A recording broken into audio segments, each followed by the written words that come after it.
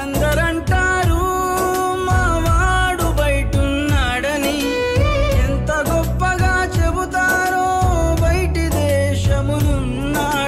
పేరుకే మేము దేశాలు దాటినం, ఇంటికి పోతామని అమ్మాయి అని చూస్తామని ఆశతో బ్రతుకుతున్నా నేను గర్ల్ ఫోన్ని. నాయనకు ఆపరేషన్ ఎట్లయితుందిరా?